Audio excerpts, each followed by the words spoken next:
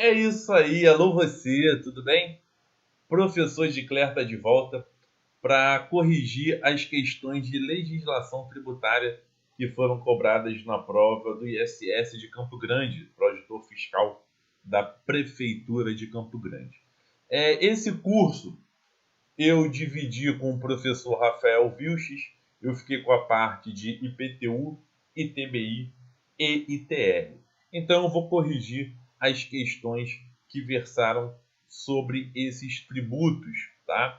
As demais questões sobre ISS, sobre o PROD, sobre os outros assuntos serão corrigidas pelo professor Rafael. Então, da minha parte, nós ficamos com apenas 3 questõezinhas de legislação, mas foram questões bacanas, questões tranquilíssimas.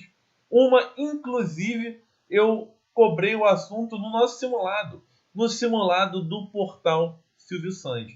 E eu vou te mostrar como que eu cobrei e como que caiu, para você ver a importância de treinar com simulados. Ainda mais simulados elaborados por professores com experiência, como são os professores aqui do portal Silvio Santos.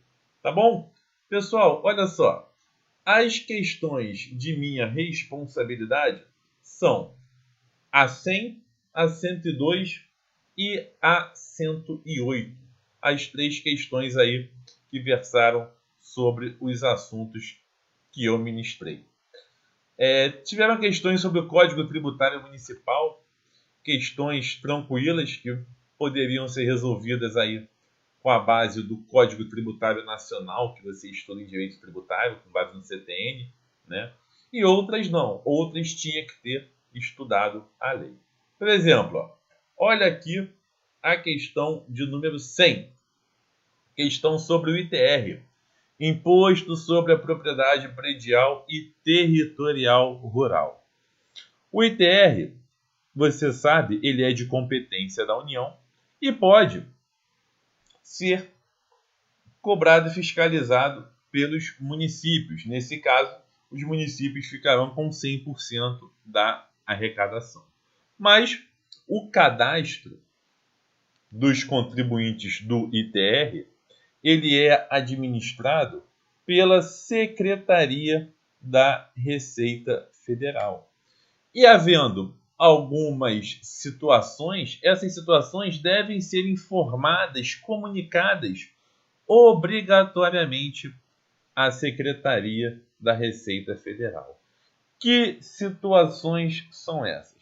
São as situações que estão no artigo 6º, parágrafo 1º da Lei 9393 de 96, que é a lei do ITR.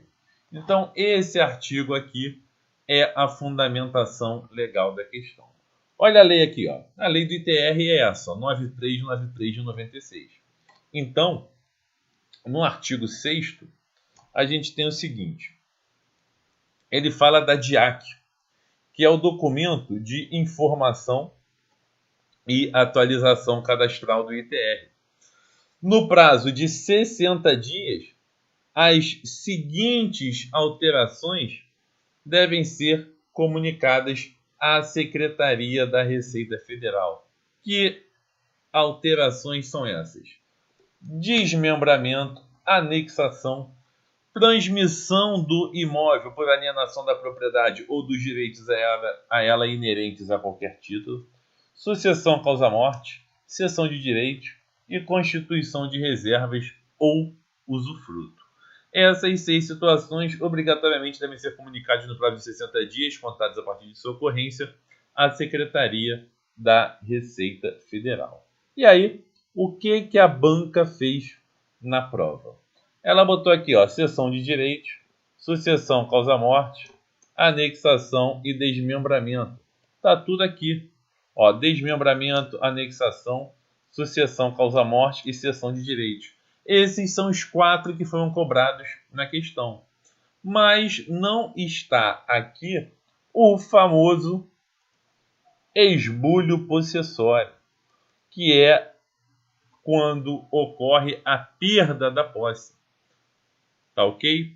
O esbulho possessório não consta nessa nessa lista de situações que devem ser comunicadas à Secretaria da Receita Federal. E é isso que ele pede, ó, o que não consta. Gabarito, letra D de Claire, sem possibilidade de recurso nessa questão. Tá bom? A outra questão que é da minha parte é a questão de número 102, que está aqui, ó. Questão sobre o ITBI, Imposto sobre a Transmissão de Bens Imóveis por Ato Oneroso Inter Vivos, no âmbito do município de Campo Grande. E aí, no âmbito do município de Campo Grande, a lei que trata do ITBI é a Lei 2592 de 89. A banca colocou aqui 3 assertivas. É o tipo de questão, com todo respeito à banca, preguiçosa, tá? Para que o aluno analisasse verdadeiro ou falso e depois marcasse as afirmativas que são corretas. A afirmativa 1, ela é verdadeira. A incidência do ITBI alcança a transferência onerosa de direitos reais sobre imóveis, exceto as de garantia, assim como das ações que os asseguram. Você, estudando a parte genérica da legislação municipal, você já conseguiria matar essa questão, mas aqui, como é com base na Lei 2592, a questão representa a literalidade do artigo 3º, inciso 3 da Lei 2592. A afirmativa 2 diz que o ITBI não incide sobre a transmissão de bens imóveis mediante ato oneroso inter vivos ou de direitos relativos quando transfere para incorporação ao patrimônio de pessoa jurídica em realização de capital. É a famosa não incidência de ITBI quando se integraliza um bem imóvel na realização de capital de uma pessoa jurídica. Não incidência é essa que, por também estar prevista na Constituição, é um caso de imunidade. Com a legislação genérica, você já conseguiria matar a afirmativa 2, sabendo que ela é verdadeira. Na Lei 2592 do município de Campo Grande, esse fato está no artigo 4º, inciso 3º. Tá bom? Por último, fala da base de cálculo do ITBI. Olha que legal. Perguntou aqui sobre a base de cálculo do ITBI, dizendo que será o valor estabelecido na avaliação judicial do imóvel, em caso de arrematação ou leilão. Pessoal, eu cobrei exatamente isso no simulado do portal Silvio Santos e caiu na prova. Ou seja, os alunos precisam confiar na experiência dos professores. Gente, eu estou há 12 anos dando aula para concursos, em especial concursos da área fiscal e de tribunais de contas. 12 anos, não são 12 dias, 12 semanas, são 12 anos dando aula. Então, quando eu pego uma legislação e ministro um curso sobre aquela legislação, pela experiência, eu consigo identificar os pontos que são mais passíveis de serem cobrados na prova. Isso é normal, né? É a consequência da experiência. Então, acreditem, pessoal, nós do portal Silvio Santos, todos os professores experientes, quando montamos simulados, nós buscamos o que a banca ou as bancas, né, gostam de cobrar, tá? Adclé, eu quero ver a questão que você fez no simulado. Vou te mostrar. Aqui, ó, o simulado do portal Silvio Santos para o ISS de Campo Grande, tá? Olha a última questão do simulado. Ó. Questão de número 110. Foi a última questão que eu coloquei no simulado.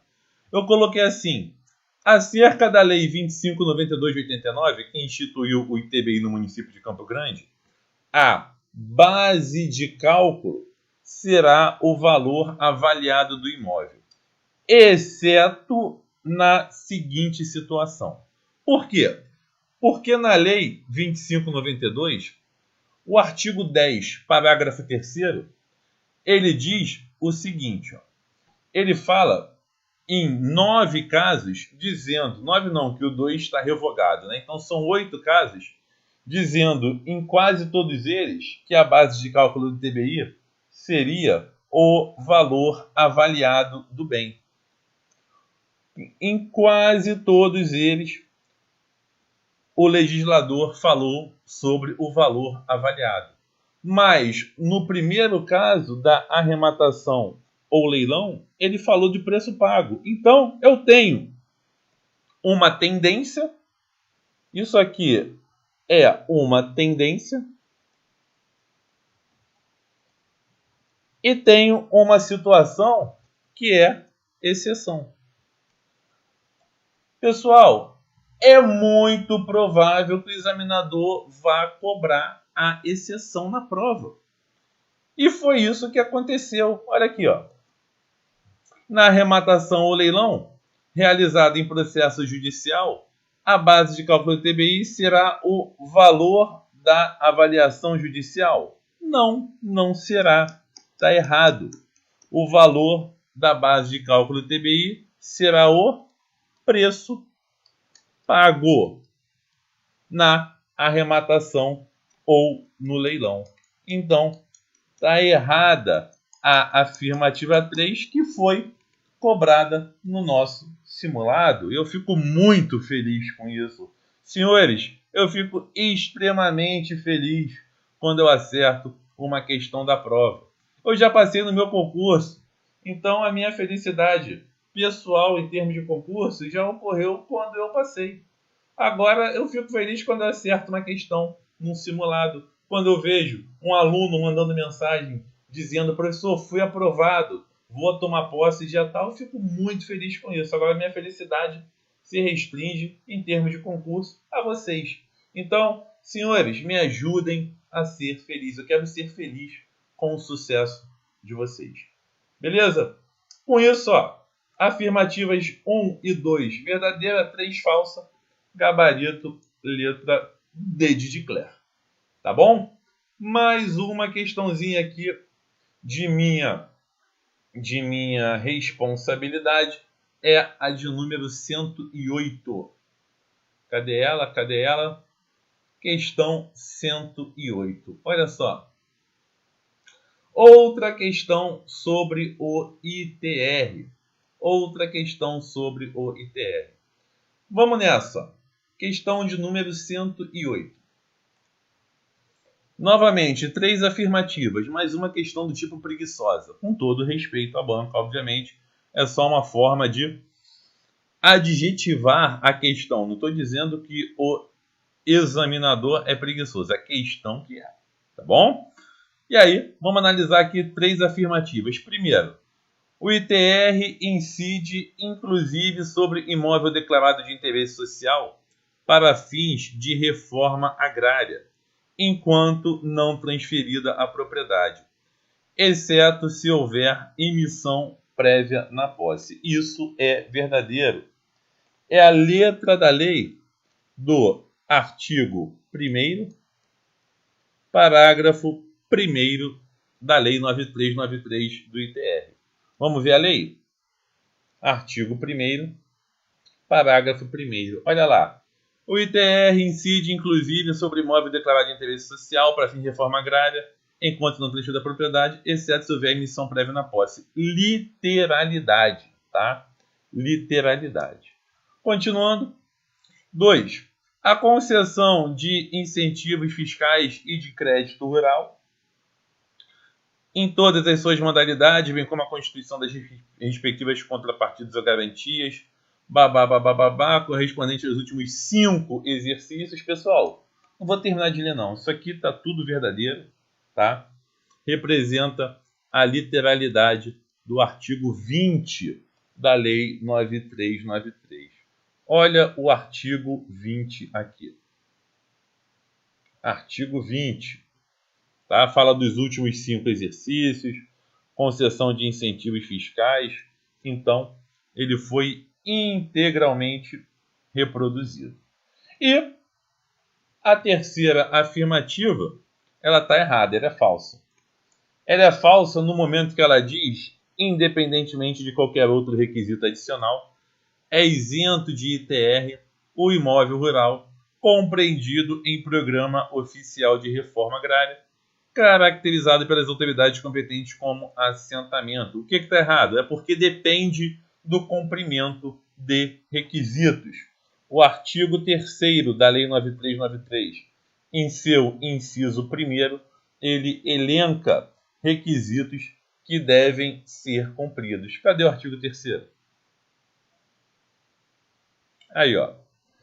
Esses 3 requisitos aqui devem ser cumpridos. Ou seja, o imóvel deve ser explorado pela associação cooperativa de produção. A fração ideal por família assentada não pode ultrapassar os limites, que estão citados no artigo anterior como gleba rural. E o assentado não pode possuir outro imóvel. Como a questão disse que independe de qualquer outra coisa, ela está errada. A assertiva, né? Está errada. Então, 1 e 2 corretas, gabarito aqui, letra E. Agora, antes de fechar esse nosso bate-papo, olha essa questão aqui do simulado. A afirmativa 1 falou do imóvel declarado de interesse social para fim de reforma agrária, que o ITR representava um caso de incidência. Então, essas situações... Opa, peraí que eu cliquei errado. Essas situações de hipótese de incidência de ITR, elas são clássicas. As provas de legislação adoram cobrar hipóteses de incidência e de não incidência.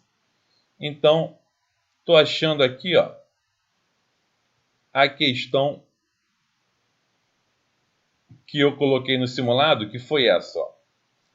Falando sobre hipótese de incidência e de não incidência. Então, isso é clássico em prova. Não pode dar mole, tá? Aqui eu coloquei hipótese de não incidência. Na prova, caiu a de incidência. Mas está tudo no mesmo campo, né? Está tudo no mesmo contexto. Beleza? Então, gente, finalizando aí a nossa correção, essas foram as 3 questões que ficaram sob minha responsabilidade. Estamos aí no portal Silvio Sandi, cursos de legislação tributária, está vindo, né, ISS de São José do Rio Preto, se eu não me engano definiu a banca FCC, Fundação Carlos Chagas, como organizadora do concurso hoje. ISS de Porto Alegre, se eu não me engano, publicou hoje a dispensa de licitação para a banca Fundatec. Então, estão vindo vários concursos de fiscos municipais. E tenha certeza que o portal Silvio Sandi está muito bem preparado, com uma excelente equipe de professores para te ajudar no caminho até a aprovação. Tá bom? Eu, Dicler, e o professor Rafael Viches formamos aqui a equipe nos cursos de legislação tributária municipal e estamos prontos para te ajudar a detonar as questões de legislação tributária. Maravilha? Pessoal, muito obrigado pela sua atenção, tá? Sucesso nos estudos, continue firme, tenha endurance, tenha foco, que com certeza, mais cedo ou mais tarde, o resultado vai chegar. Um abraço e o Dicler fica por aqui.